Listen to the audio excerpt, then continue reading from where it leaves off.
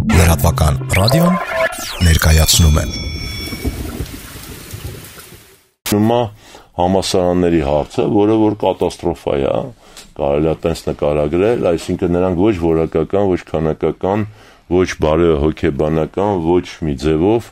չեն համապատասխանում այսօրվա աշխատանքային շուկային։ Հիմա բարձրագույն կրթության լուծումները հետևյալն է, որ նախ ինքը պետք է դառնա գիտակրթական, ուրեմն գիտահետազոտական կրթական հաստատություն, այսինքն երիտասարդները դե պետք է զբաղվեն գիտահետազոտական աշխատանքներով, բայց գիտահետազոտական աշխատանքները որտեղից վերցնեն։ Ուրեմն համալսարանը պետք է պրոակտիվ լինի, այսինքն այդ ամբիոնի վարիչները եւ այլն, իրենք դառնան բիզնեսմեն։ Այսինքն իրենք իրենց համալսարանում եղած երեխեքի տաղանդը որպես արժեք վաճառեն տարբեր դրա կարիք ունեցող բաների, հատվածներին։ Դա ովքեր են, դա ընկերություններն են, դա օրինակ պաշտպանության նախարարությունն է, այսինքն հետազոտական խնդիրներ վերցնեն, որպեսզի երեխաները օգտագործելով այդ համալսարանի ժամանակը իրեն գիտահետազոտական աշխատանքներով զբաղվեն, դա մաքուր Միացյալ Նահանգների սկզբունքն է համալսարանների, օրինակ ես ժամանակին մենք բանից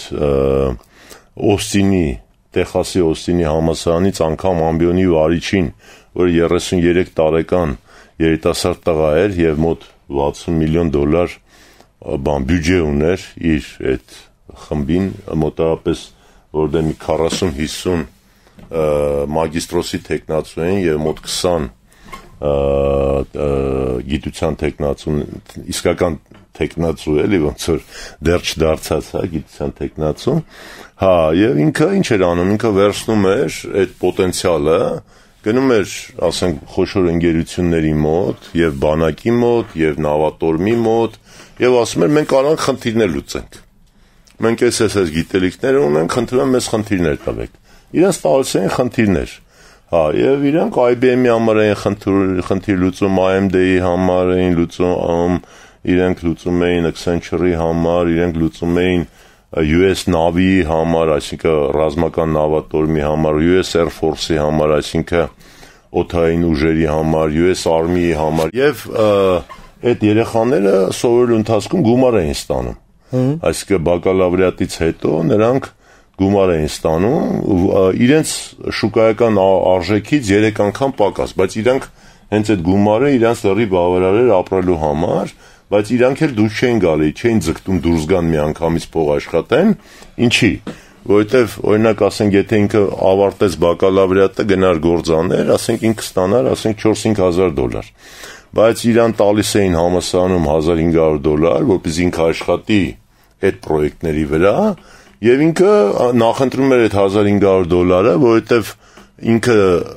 դա ավարտելուց հետո, երբ որ մտնում էր շուկա, ինքը արդեն համատեղ պատենտ ուներ IBM-ի հետ, AMD-ի հետ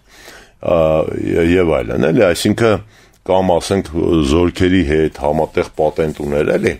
Հա, եւ դա իր գինը այնքան էր բարձրացնում, որ ինքը արդեն այդ 2 տարի հետո արդեն սկսում էր աշխատել միանգամից, համատական կարգով եմ ասում, 2 անգամ ավելի մեծ աշխատավարձով, այսինքն այդ նեղությունը, որ ինքը քաշում էր, դա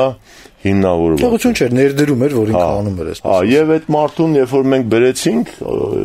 նրա համար, որ մեր ամբիոնի վարիչները, բաները հասկանան, թե իրենք ոնց պետք է աշխատեն, ու ռեակցիան գիտեք ոնց է,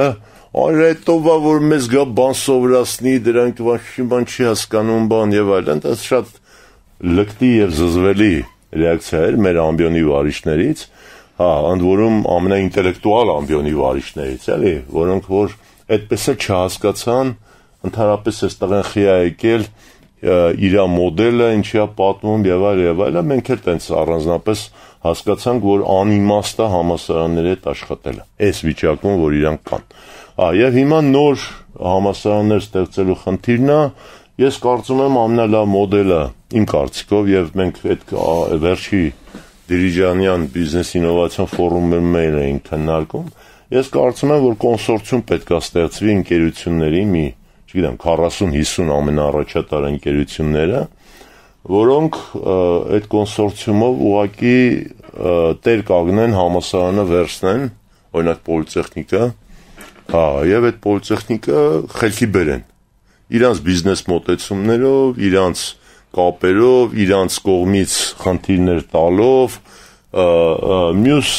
մոդելը այնա, որը որ էլի մեկը մյուսին չի բացառում, դա բանակի խնդիրների տեղափոխումն է,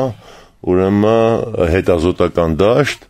հա, որը որ նախ մեզ մի անգամից առաջ գցի բանակի առումով, ծախսերը կրճատի, որտեղ Հաղորդումն ամբողջությամբ հասանելի է լրատվական ռադիոյի բաժանորդներին։ Բաժանորդագրվեք 1, 6 կամ 12 ամսով եւ ստացեք այս եւ բոլոր մնացած մեր ռադիոհաղորդումները նաեւ դիտելու հնարավորություն։ Բաժանորդագրությունից առաջացող հասույթը լրատվական ռադիոյի ֆինանսական անկախության եւ խոսքի ազատության երաշխիքն է։